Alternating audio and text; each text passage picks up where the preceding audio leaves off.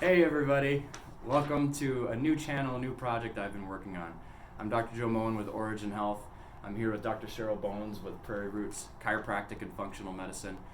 This is a new little project that we kind of dreamt up where we can connect with other health and wellness minded individuals and professionals from around town, Sioux Falls area and surrounding area who all have a passion for helping people achieve a healthier life, live with more health and wellness in their lives. So with Dr. Cheryl today, she just opened a practice this year? Yeah, in June. In June of this year. And it's a functional medicine practice, and I don't think that a lot of people quite understand or even know about what functional medicine is. Can you go into that and just kind of educate us on what that means? Absolutely. So functional medicine is really looking at the root cause of what is going on in someone's life. How did they get to this point? What's causing the hormonal problems? What's causing the gut problems? Is it stress? Is it diet? Is it chemicals? Is it past traumas, past emotional abuse? What does that look like for that person? And what we do is, for example, we take a timeline of that person's history. We really dig in to figure out those things and those problems, because sometimes people don't understand that when you have something happen in your childhood, it can create problems long term. And so we look at all of those things to figure that out. Is it a structural issue? Is it an immune system issue? There's a lot of things that correlate together. Health is not just a simple issue, it's pretty complex. And we look at all those areas to figure out the best plan and move forward. And sometimes that includes adjustments, sometimes that includes different therapies, sometimes that includes labs, diet changes, exercise or movement, prescriptions, changing sleep habits. There's a lot of things that we can do to support that. So, and I know that from yours and mine's conversations, you see some pretty in-depth cases for that reason, right? I mean, going to the root cause of things and figuring out why it's happening and not just trying to cover up symptoms.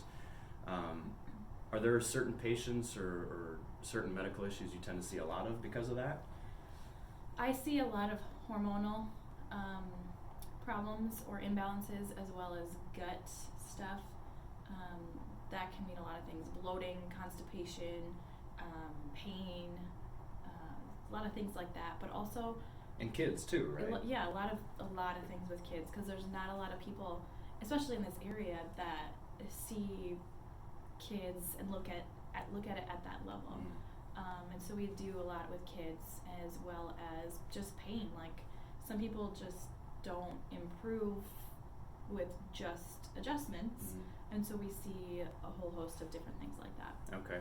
And well, speaking from my experience too, and perhaps the reason you see a lot of those patients, because there isn't a whole lot of knowledge, or at least the literature and the science that's coming out is so new that traditional doctors that maybe have been around for a while aren't quite down that same wavelength as far as thinking, and so a lot of these patients might feel like they're stuck, or they've been battling this and they haven't got any answers, or a lot of times we'll hear patients who say they've kind of been through that whole cycle of being referred,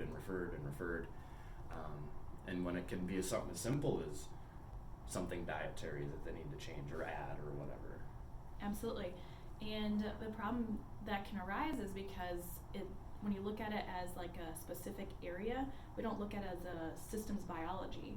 We look at it as just like one individual area. Is it just the large intestine? Is it the brain? Like, we don't connect those in traditional medicine, but if you look at it as a systems biology and look at the whole picture, that really gives you, our body is complex, and it gives you just to figure out what do we have to support.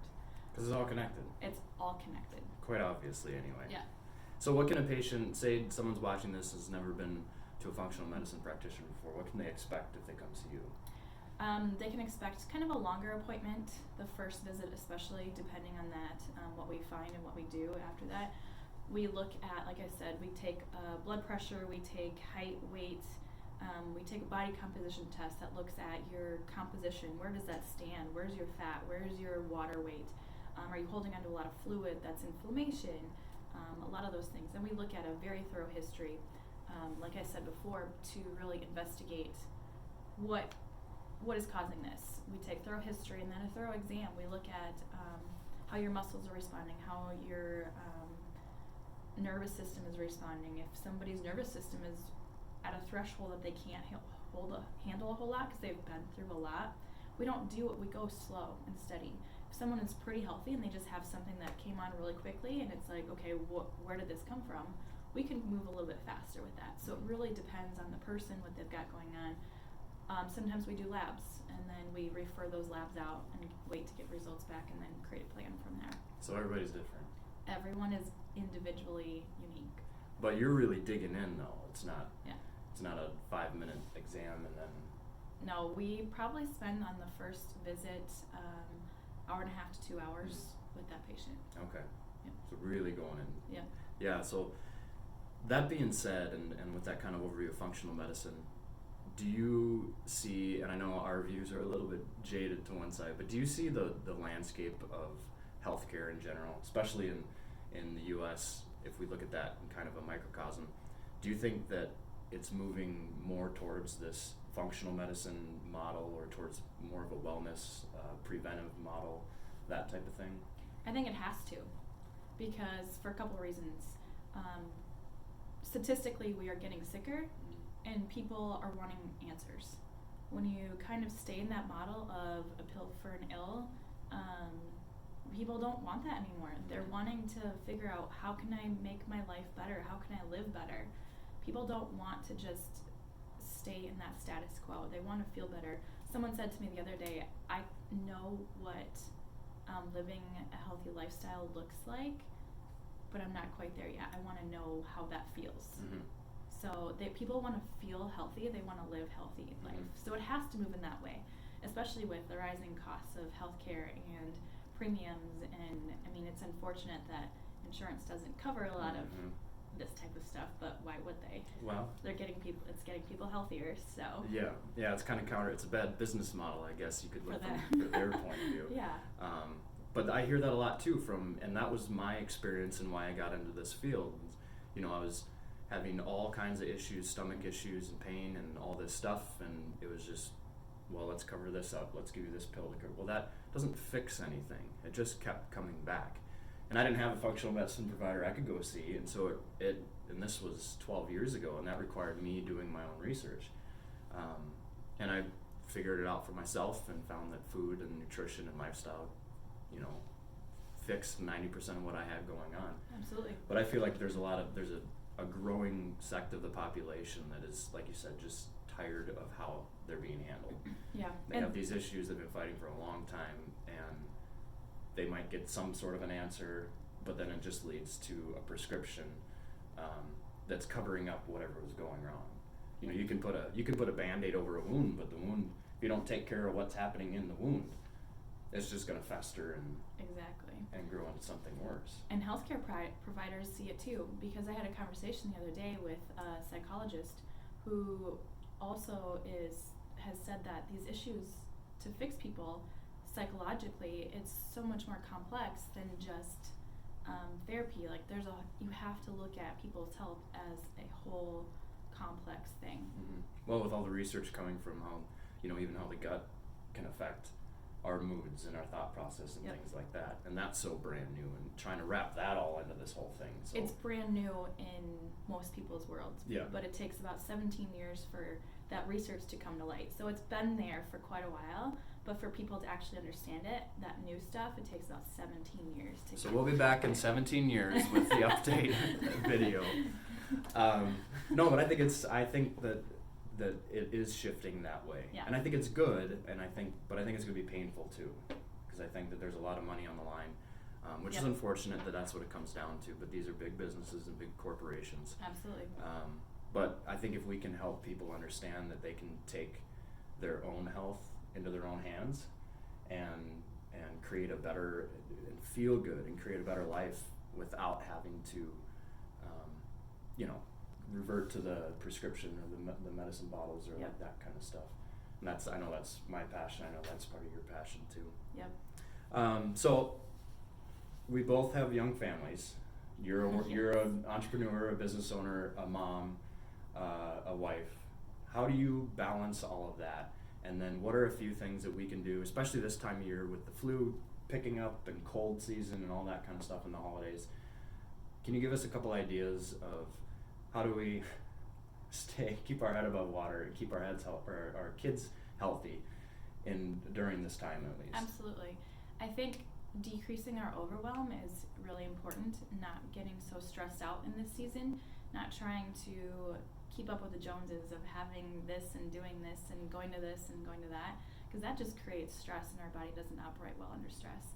Also, decreasing sugar. There's lots of sugar right now in this season. What about Christmas cookies? Limit to one. I mean, alternatives, find alternatives, limit to one. I've got some alternatives if you need. But decreasing that sugar is really important.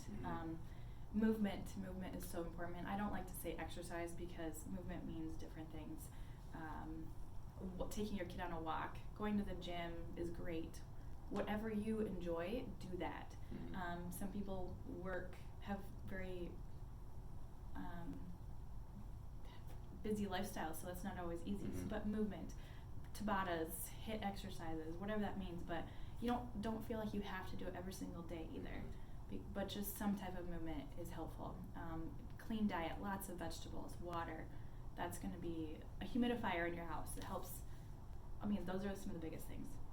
So, decreasing stress overall, because I think that all those three, the sugar, the stress of trying to, have all the presents done, and the stress of the holiday seasons bring, all of that can raise cortisol levels, which acts as like a seesaw with our immune function, correct? Yep.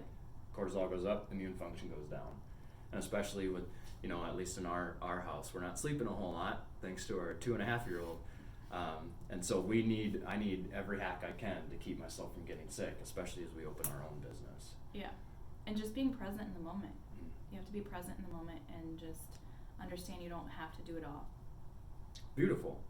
So we kind of touched on cold and flu. I've seen a couple patients now who have run-ins with some sort of influenza. Do you have any strategies that you give to your patients to help either avoid the flu or at least mitigate the symptoms or at least recover quickly from it? Yep. Locally made or homemade elderberry syrup is wonderful.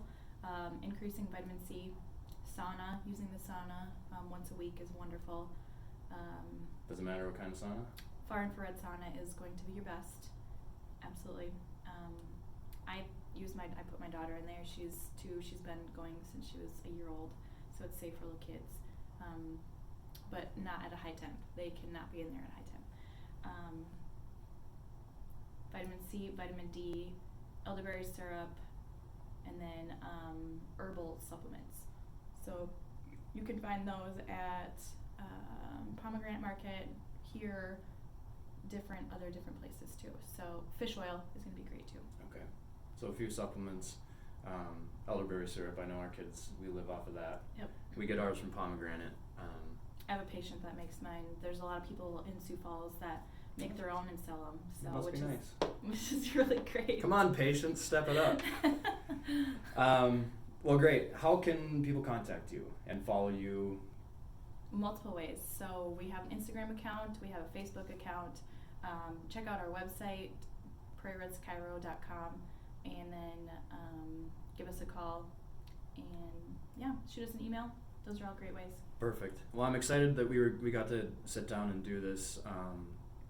Dr. Bones is a great asset to Sioux Falls. There's not many practitioners who are doing what she's doing, and then achieving the results on the back end too. So if you're one of those people that's interested, or this has sparked some interest in you, or maybe you know somebody, reach out to Dr. Cheryl. She'd be happy to at least sit down with you and talk with you and see if this might be a good fit for you. So anyway, have a great rest of your day. Thanks for tuning in. We look forward to more of these conversations. If you know people that inspire you around Sioux Falls area that are health and wellness minded, go ahead and tag them in this, and we'd love to get together with them and pick their brain a little bit and see what we can learn. Thanks a bunch. Have a good day.